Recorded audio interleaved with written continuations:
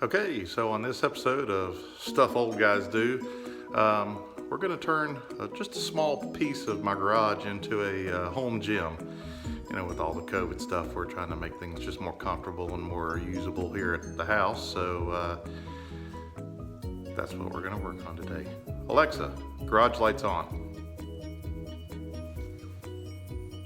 Okay, so what we're going to be doing is we're going to add a 43-inch TV, DVD player. We can drop cord the T. There's the wall mount. We're going to put a shelf so my wife can put her DVDs and of course the DVD player and remote. And then we've got some padding for the floor. We're going to utilize this wall space. I've got to kind of rearrange some license plates, but we're going to tee off of this receptacle here. Now normally I would actually get behind that wall and take and run a piece of Romex, cut in a whole new receptacle, but I'm going to tee off because that's what most people would do, and yeah, it's easy and inexpensive. And then I don't have extra Romex and extra parts and more drywall dust, all that stuff. Let's keep life simple. It's what old guys do.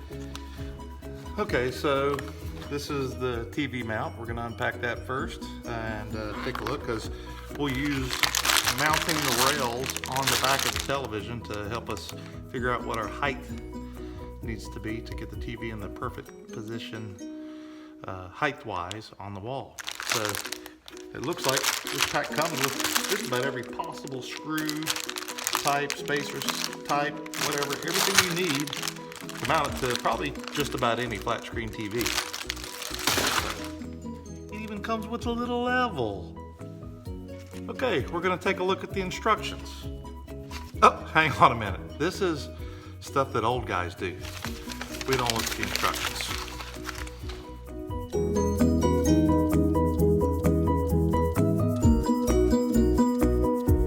Okay, so now that we have our rails mounted on the back of the television, we can measure from where the top of the rail sits on the mount that gets attached to the wall. That way we can get the optimal positioning, because we're going to want the top of that TV to be real close to this little ceiling ledge there.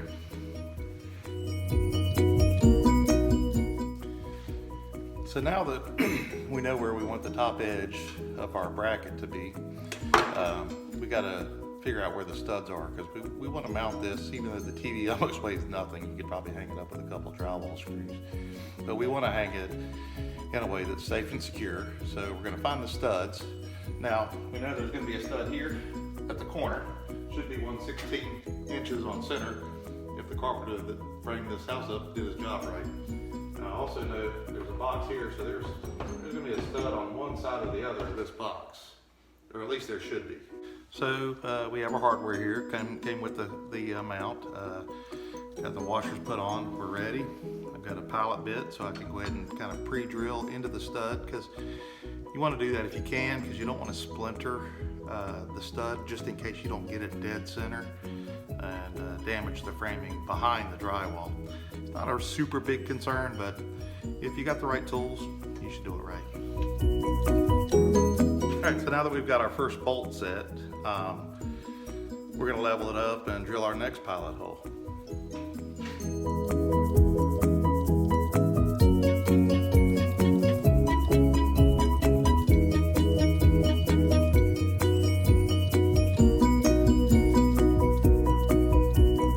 Okay, so now that we've got the back plate mounted on the wall, I'm going to go ahead and prepare my cables, because I don't want to have to manage a lot of cables from behind the TV. It's a fairly snug fit, or at least it looks like it will be, so we want to get everything ready so that when we put the TV on the mount, we don't have to mess with it again. We'll be ready to kind of plug everything in. So I went and opened up the little DVD player. This thing, it's 5 volt. It's a 5 volt DVD player. So it comes with just a USB type cord. But we're using HDMI, so we got our power cord here, which I only want just a small pigtail hanging just below the TV so that I can plug it in once I get the shelf mounted. And then I want just a small amount of the HDMI cable hanging out, just enough to plug into the back of the DVD player, so that my wife can use her workout videos, and you know, we can start that whole New Year's resolution thing. Okay, so we're moving on to getting the shelf mounted. What I'm doing is I'm holding the shelf upside down so that my level will sit on it. I'm just going to use it to try to mark a line kind of where I want the shelf to be and as level as possible. We'll double check with the measurement from the floor, but this is how we get started.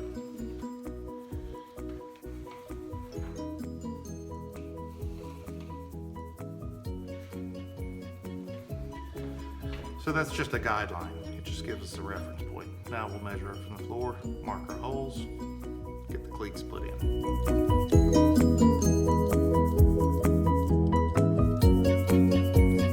So we've got the TV mounted, finished the shelf, got the DVD player plugged in.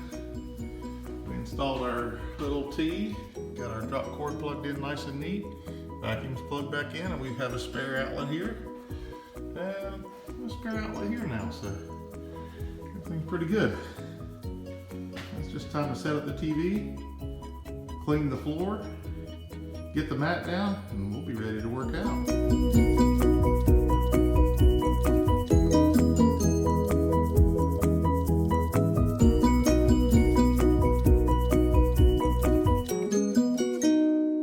Okay, so we've started the setup. Of course, right out of the box, it has to get an update. That TV was probably made a year ago, but it is pretty amazing. You can get a 43-inch TV, 4K, for less than $200. Anyway, it's perfect for the garage. So yeah, we'll continue the setup and the tutorial. Okay, the project's all done. Now it's just time to get the workout in. Hope y'all enjoyed the video. Talk to you soon. All right, ready to start the workout. Hey. How old guys do it. It's good living.